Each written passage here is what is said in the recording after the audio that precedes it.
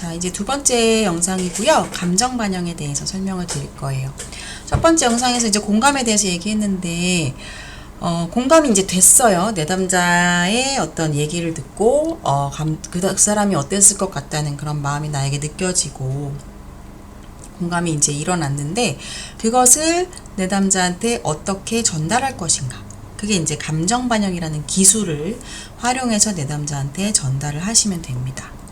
설명을 드리면, 내담자가 상담자에게 전달하는 어떤 메시지나 내담자의 현재의 느낌과 과거의 느낌 등, 그러니까 내담자가 느낄 법한 것, 내담자가 얘기하고 싶은 것을 상담자가 표현을 해주는 거예요. 조금 헷갈리실 수도 있는데, 그러니까 내담자가 과거에 슬펐을 것 같아. 이걸 상담자가 알아차렸잖아요. 공감이 됐어요. 그거를 상담자가 내담자한테 표현해 주는 것. 그랬으면 되게 슬펐을 것 같은데요. 슬펐겠다. 이렇게 표현해 주는 게 감정 반영이다. 상담자가 말이나 혹은 비언어적인 메시지로 표현을 해줄 수가 있습니다. 이 감정 반영은 공감이나 이해를 전달하는 매우 유용한 방법이에요. 자, 아까 나왔던 그 그림이 또 나갔는데, 아빠한테 문자 받았는데 할머니가 돌아가셨대. 그 여자가 이제 오 이렇게 했죠. 그 다음에 여러분이라면 뭐라고 반응을 할 것인가? 한번 써보셨어요? 뭐라고 반응할지 궁금한데, 이 여자는 어떻게 했어요? 일단 남자가 밤 동안에 돌아가셨고 이렇게 고통을 받지는 않으셨대 라고 했더니 여자가 유감이다, I'm sorry 이렇게 얘기를 하고, 너 정말 슬프겠구나. 그 말을 들으면 어떨까요, 여러분? 너 정말 슬프겠구나. 마음이 좀 이렇게 몰랑몰랑해질 것 같지 않아요? 그쵸? 그래서 이 여자는 공감이 됐고 그것을 감정 반영으로 표현을 해준 거죠.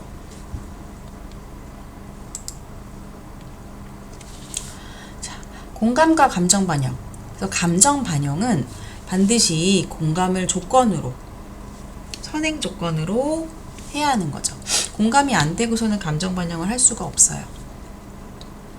그래서 공감을 깊이 있게 하면 감정 반영도 깊이 있게 들어갈 수 있는 거고, 감정 반영을 정확하게 잘 전달하면 되게 잘 공감한 게 되는 거예요.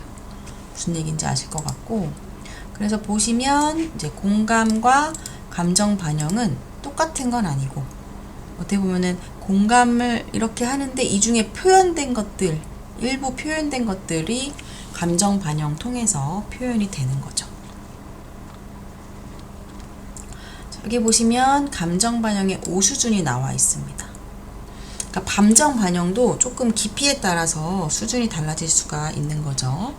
그랬을 때 1수준을 보시면 돕는 이는 도움받는 이가 언어적, 행동적으로 표현한 바를 충실히 주목하지 못했고, 돕는 이의 언어적, 행동적 표현으로서 도움받는 이를 충실히 표현하지 못했거나 오히려 왜곡시키는 경우.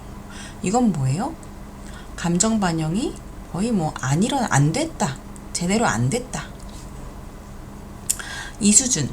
돕는 이는 도움받는 이가 표현한 바에 대해서 반응을 하고 있기는 하지만 도움받는 이가 전달하고자 하는 감정을 충분히 반영해 주고 있지는 못함.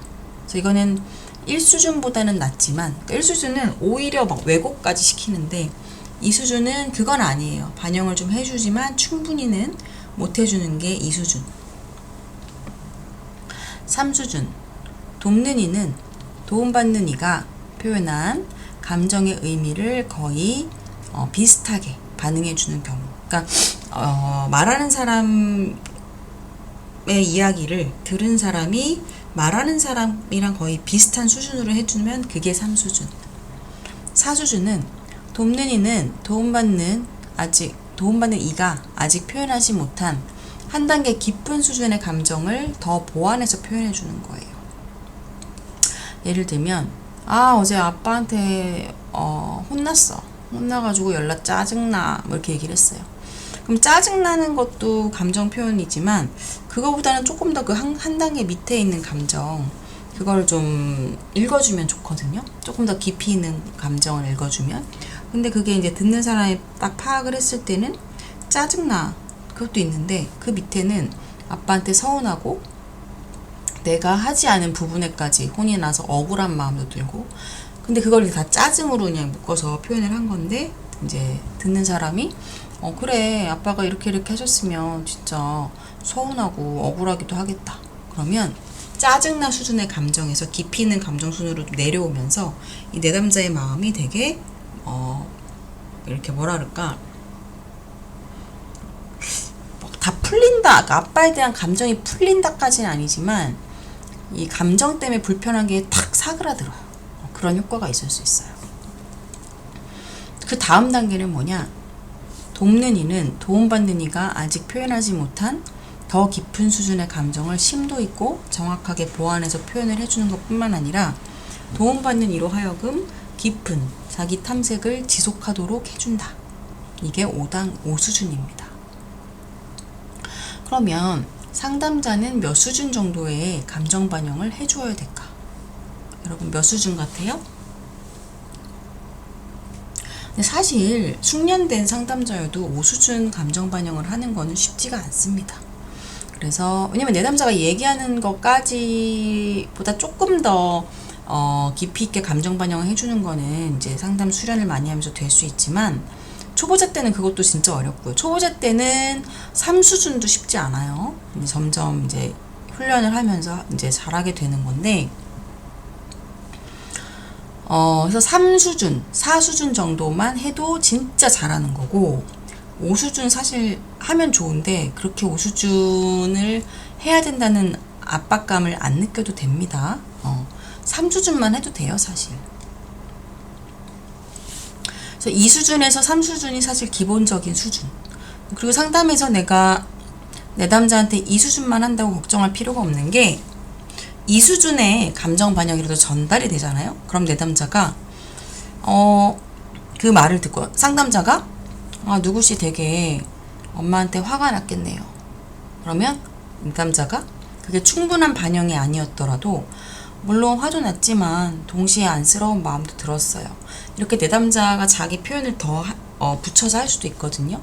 그래서 2수준의 감정 반영도 뭐 나쁘다고 하는 건 아니에요. 그냥 그 감정 반영들의 수준을 그냥 구분해 놓은 거지 몇 수준을 꼭 하셔야 된다 이렇게 생각하지는 않았으면 좋겠고, 그래서 2, 3수준이 기본적인 수준이다. 그리고 4수준, 5수준은 이제 보다 깊은 수준인데, 보다 깊은 수준이라고 해서 항상 좋은 건 아니에요.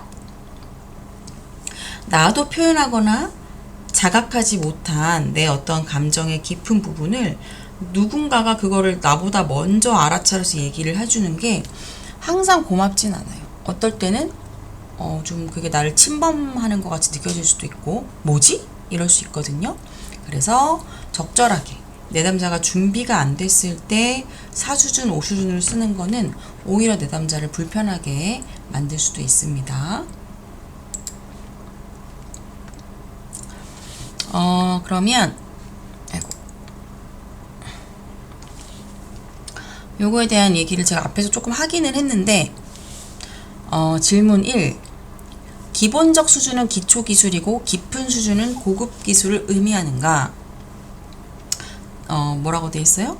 감정 반영은 기본적 수준, 깊은 수준 여하에 의해 효과가 달라지는 게 아니라 그게 내담자의 심리 상태를 얼마나 정확하고 시의적절하게 표현하여 주었냐에 따라 효과가 결정된다. 그러니까 뭐 낮은 수준이라고 뭐 나쁘다, 좋다가 아니라 그때 필요한 게 낮은 수준이면 그게 더 정확한 거죠. 그때 필요한 게 4수준인데 4수준을 해줬다? 그럼 더 좋은 거고. 근데 4수준이었으면 좋았겠지만 3수준을 해줘도 충분히 좋은 효과가 나타날 수 있습니다.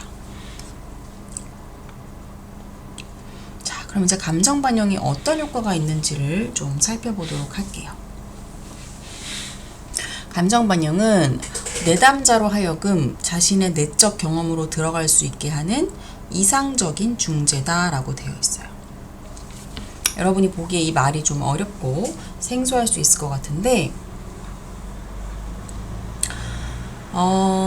제가 어저께 엄마랑 싸웠는데요.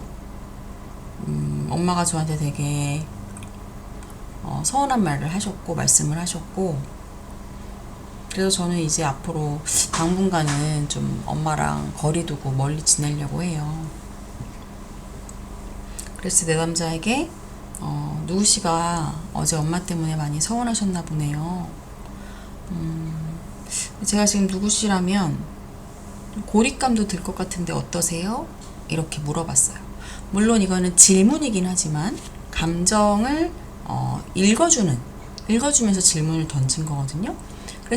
그랬을 때 내 남자는 처음에는 엄마한테 서운한 마음만 표현을 하다가 상담자의 말을 듣고 생각을 해봅니다. 내가 엄마랑 거리를 두고 지내기로 마음을 먹었는데 정말 괜찮은가?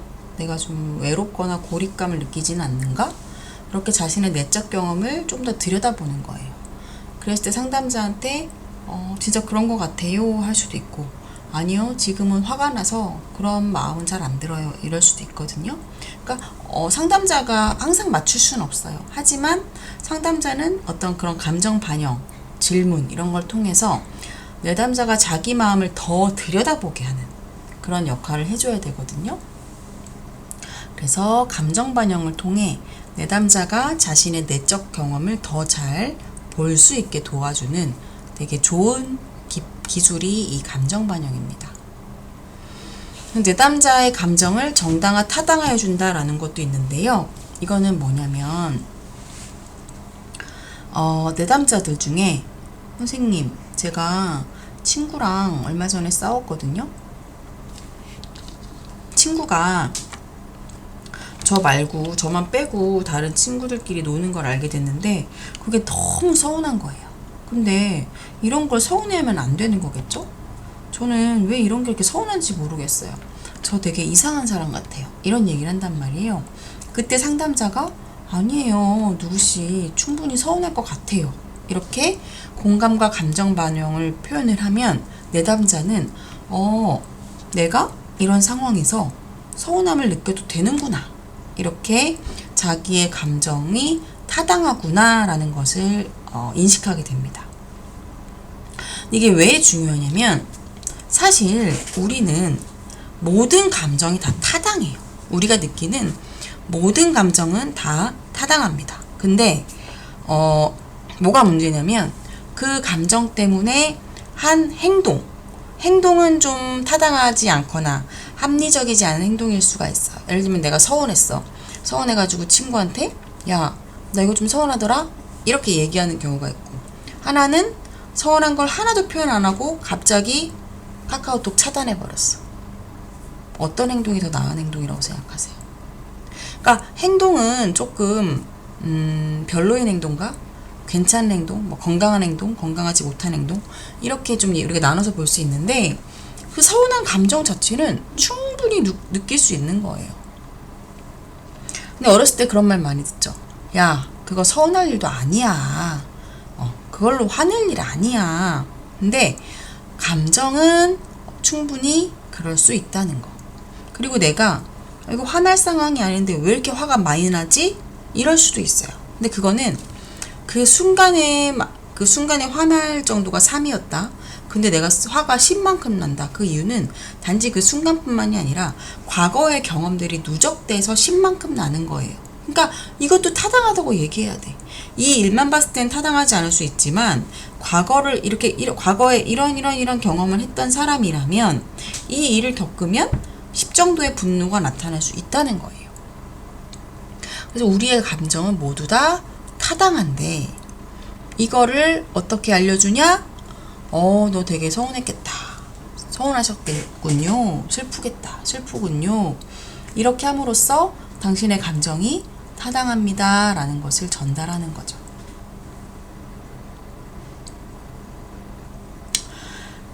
그리고 내담자에게 상담에서 어떻게 느끼세요? 감정이 어떠셨어요? 라는 질문을 많이 한다고 했는데 이 질문 자체가 내담자에게 조금 위협적으로 느낄 수 있어요. 특히 감정 표현에 서툴고 감정에 익숙하지 않은 사람들은 이게 위협적일 수 있기 때문에 이거를 질문하는 게 아니라 그것에 대해서 혼란스러운가 보군요 라고 질문 말고 감정 반영으로 기술을 쓰면 그때 뭘 느꼈어? 라고 할 때 약간 위협적인 느낌을 내담자라면 훨씬 더 부드럽게 그 사람의 감정을 탐색할 수 있는 그런 기술로 쓸 수가 있고요. 그리고 내담자가 진짜 감정을 잘 못 알아차리고 잘 표현을 못한다 그랬을 때 상담자가 이 감정 반영 기술을 자꾸 써주면 상담자의 표현을 보면서 감정을 저렇게 표현하는구나 라고 감정 표현의 모델 기능을 가질 수 있습니다. 그리고 감정에 이름을 붙이게 되죠. 그래서 감정에 이름을 자꾸 붙이다 보면 감정이 다룰 수 있는 것처럼 보여요. 막 불안해가지고 막 가슴이 막 두근거리고 막 숨이 잘 안 쉬어지고 막 손이 떨리고 이러는데 누구씨가 지금 불안하신가 보네요 라고 해주면 아 이런 걸 불안하다고 얘기하는구나. 그럼 불안할 때는 어떻게 해야 되지? 이렇게 통제 가능하고 조절 가능한 것 같은 약간 안심시킬 수 있는 그렇고요. 그리고 감정 반영을 통해서 누구씨가 지금 슬프시군요 했을 때 내담자가 나 지금 슬픈가? 안 슬픈가? 이렇게 자기 감정에 대해서 점검해보는 그런 효과도 가질 수가 있습니다. 그리고 여러분 나중에 실습을 해보면 알겠지만 감정 반영을 해주면 더 얘기하고 싶어요. 헉! 저 사람이 내 마음을 알아주네? 이러면서. 그리고 상담자가 내담자의 감정을 이해하고 있다는 것을 전달을 해줄 수가 있고요. 당연히 내담자는 아 내가 공감받고 있구나 이렇게 느낄 수 있겠죠. 그리고 내담자가 자기 자신의 마음, 자신의 감정 이런 것들을 더 탐색할 수 있게 도와줍니다. 자, 그러면 감정 반영의 효과 평가를 어떻게 하느냐 이건 뭐냐면 상담자가 내담자한테 감정 반영을 탁 해줬어요. 근데 상담자가 신도 아니고 모든 감정 반영이 다 딱딱딱딱 맞지는 않을 수도 있어요. 당연합니다. 그랬을 때 감정 반영에 대해 내담자가 상담자의 감정 반영을 듣고 또 내담자가 어떻게 표현하는지 요거에 따라서 이 감정 반영이 잘 됐구나 잘 안 됐구나 이거를 평가할 수가 있는 거예요. 1점은 반영이 정확하지 않거나 유용하지 않는 경우 상담자가 그때 화가 많이 났나 보네요 라고 했을 때 내담자가 별로 뭐 반응이 없어. 아니면 저는 화가 나진 않았는데요 이렇게 표현한다거나 그것은 1점이다. 그럼 2점은 어느 정도냐? 어느 정도 이제 효과는 있지만 큰 효과가 없는 별로 유용하지 않았던 경우. 그래서 그때 화가 좀 났겠어요 라고 했을 때 내담자가 그냥 뭐 그쵸 이러고 끝나는 경우 그러면 반영이 틀리진 않았지만 유용하거나 효과적이진 않았던 거고요. 반영이 매우 유용한 게 3점인데 그거는 진짜 그때 화가 났겠군요 라고 했을 때 진짜 화가 났었어요. 화가 왜 났냐면요 이러면서 잠깐 자기가 침묵하면서 그 반영을 생각하고 그 자신의 감정에 대해서 더 깊이 얘기를 이어나가게 되는 그러면 이제 반영이 되게 유용하게 효과적으로 먹힌 거고 그러면 이제 3점이다 라고 할 수 있어요. 근데 이거는 이제 감정 반영의 효과에 대해서 설명하려고 이렇게 우리가 1점, 2점, 3점에 대해서 이제 제가 설명을 드린 거지 여러분이 실제로 상담할 때 이거를 맨날 내가 3점짜리 반영했네 나 1점짜리 반영했네 맨날 평가하면서는 상담을 할 수가 없어요. 물론 좀 더 나은 반영을 하려고 노력하는 건 너무 좋은 자세인데 매 순간 상담자 자신의 반응을 나 반영 잘했나? 2점인가? 이렇게 하면 오히려 상담에 더 집중을 하기 힘듭니다. 네. 그래서 이런 게 있구나 라는 걸 좀 알아두셨으면 좋겠고요. 그러면 공감을 어떻게 표현할까? 감정 반영을 어떻게 하면 될까? 그거에 대해서 좀 말씀을 드릴게요. 감정 욕구 목록에서 욕구가 충족되지 않았을 때의 감정 중 자주 활용될 것, 상담에서 자주 활용될 것 같은 감정 10개를 선택해서 문장으로 5번씩 말해보기. 제가 아까 5개에서 10개 정도가 입에 익으면 좋다고 했죠. 그래서 그것 때문에 이제 좀 넣은 부분인데, 걱정되셨겠네요. 걱정되셨겠네요. 이렇게 연습하는 거예요. 10개 정도로 골라서. 많이 슬펐겠어요. 많이 슬프셨겠어요. 정말 슬펐을 것 같아요. 긴장이 많이 되셨겠어요. 긴장되셨겠네요. 긴장되셨죠. 이런 식으로 연습을 많이 해서 입에 착 붙을 수 있게 하는 게 중요합니다. 이게 좀 되고 나서 이제 다음 이제 공식에 넣어서 감정 반영을 하고 실습할 때도 이렇게 과정을 통해서 실습을, 그러니까 이걸 먼저 가장 먼저 하셔야 돼요. 공식 1번은 이제 뒤에 느낌만 전달하는 거예요. 뭐뭐하게 느끼시는군요. 근데 이게 말 자체는 꼭 느끼시는군요가 들어갈 필요는 없고 감정을 이렇게 표현해 준다는 거예요. 내 남자가 뭔가 얘기를 쭉 하고 슬프게 느끼시는군요. 화가 나게 느끼시는군요. 아니면 그냥 화가 나셨겠군요. 슬프셨겠군요. 그러니까 말 한마디 한마디가 중요한 게 아니라 여기에 감정으로 그냥 얘기를 해준다. 그럼 여기서는 내담자가 자신도 몰랐던 감정을 상담자가 말해주니까 그런가 하면서 자기 마음을 더 탐색을 하게 됩니다. 이건 공식 1이고 공식 2는 여기에 앞에 뭐가 더 붙어요. 뭐가 붙냐면 뭐 때문에가 붙어요. 그래서 뭐뭐 때문에, 뭐뭐 할 때, 엄마랑 싸웠을 때 되게 서운하게 느끼셨군요. 그래서 내담자의 감정의 원인이 되는 걸 앞에 붙이고 뒤에 감정을 말해주는데 그 원인이 되는 부분은 정확하지 않을 수 있어요. 틀릴 수도 있어요. 하지만 어쨌든 상담자 나름대로 가설을 세워서 앞에 그걸 붙입니다. 그리고 나서 뒤에 내담자의 감정을 표현해 주시면 되는 거예요. 그러면 이제 여기서 내담자는 자신의 감정에 대한 이 원인도 좀 스스로도 통찰을 얻을 수가 있게 되겠죠. 그래서 감정 반영을 그러면은 어떻게 해야 되느냐? 출처가 뭐냐? 출처라는 것은 내담자의 말 속에서 공감할 거리를 찾아야 되는 건데, 첫 번째 내담자의 표현. 나는 선생님에게 정말 화가 났어요. 내 이유를 들으려고 하지도 않으셨어요. 여러분 여기다가 어떻게 반영할지 한번 써보세요. 내담자의 언어 내용. 눈을 반짝이며 친구한테 내 장점을 물어봤어요. 내담자가 한 말에서 출처가 한 말에서 이제 힌트를 얻는 거고, 비언어적인 행동. 웃지 않던 내담자가 한 회기에 3번 웃을 때, 이런 누구씨가 지금 이런 마음이신가 보네요. 이런 걸 느끼시는 것 같네요. 이렇게 할 수 있고요. 상담자의 감정 투사를 통해서도 할 수 있습니다. 최근에 실현당해서 우울한 여학생을 보면서 내가 누구씨였으면 진짜 너무 많이 슬플 것 같아요. 이렇게.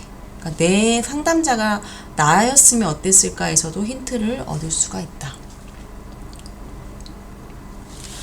감정 반영의 방법에서 이제 감정 반영의 정확성인데, 그래서 감정 반영 공감은 탁 정확히, 그러니까 뭐 다트의 타겟을 딱 정가운데를 탁 맞추는 것처럼 정확할 필요까지는 없고 그 언저리에만 있어도 효과적입니다. 그래서 너무 부담 갖지 말고 비슷한 유사한 감정을 얘기해주면 그 다음엔 내담자가 또 그거에 대해서 반응해주면서 더 잘 풀려나가요. 외로웠겠네요 했을 때 아니요, 저는 외롭기보다는 되게 화가 났어요. 이렇게 될 수 있어요. 그럼 그거 자체가 단서예요. 그랬을 때 상담자가 내가 틀렸네 이게 아니라 맞고 틀리고 중요한 게 아니라 내담자 내면의 새로운 감정을 잘 탐색해냈으면 그거 자체가 성공인 거기 때문에 이렇게 생각을 하시면 됩니다. 감정 반영 연습하기. 한번 여러분 혼자서 수업 시간에 같이 하면 좋은데 영상으로 혼자서 한번 해보세요. 무슨 말부터 해야 할지 모르겠네요. 뭐라고 할까요? 이때 무슨 느낌이 들까? 당신은 막막하게 느끼시는군요. 저는 그게 좀 떠올랐는데 정답은 없습니다. 여러분 각자 어떻게 하셨는지 써보시고, 부모님이 이번 주말에 오신답니다. 실은 이번 학기 성적표를 받아보시고서는 꾸중하러 오시는 거예요. 학사 경고를 맞았거든요. 뭐라고 반정반영 하실래요? 당신은 부모님이 오시는 것 때문에 불안하게 느끼시는군요. 감정반영 연습해보기 3. 땡땡땡은 내가 서운하다고 말할 때까지 아무것도 하지 않는 게 너무 서운하다. 하고 싶은 게 많은 사람이고 하고 싶은 것만 살아온 사람이다. 당신은 여기 뭐 남편일 것 같은데 왠지 남편 때문에 서운하게 느끼시는군요. 자, 그 다음에 요거를 해야 되는데 우리가 실습을 못해서 너무 아쉽네요. 온라인이라서 3명씩 짝을 이루어 각자 상담자, 내담자, 관찰자 역할 맡고, 내담자 역할을 맡은 사람은 자신이 감정적이 되었던, 그러니까 조금 불편했던 에피소드나 고민거리에 대해서 여러 문장으로 이야기를 하고, 상담자 역할을 맡은 사람은 내담자가 이야기를 하는 중간중간에 감정 반영을 해줍니다. 그래서 감정 반영을 해보고 요 소감 작성하기가 있거든요. 요거를 그러면 단톡방에 올리는 걸로, 네, 이번 주차 그 과제를 하면 좋을 것 같아요. 일단 1, 2, 3 연습 1, 2, 3도 하고, 그럼 연습 4, 그럼 연습 1, 2, 3, 4의 소감, 요거를 여러분이 단톡방에 올리면 이번 주차 실습을 그렇게 한 걸로 할 거예요. 그럼 이거 어떻게 실습을 할까? 이제 요 실습 4는 혼자서 할 수가 없고 조별로 해야 되잖아요. 조별로 줌으로 만나도 되고 아니면 뭐 학교에서 만나도 되고, 잠깐 요 실습을 하신 다음에 소감도 한번 써보는 걸로. 그러면은 그렇게 이번 네, 온라인 수업 주차는 그렇게 학습 실습을 진행하도록 하겠습니다.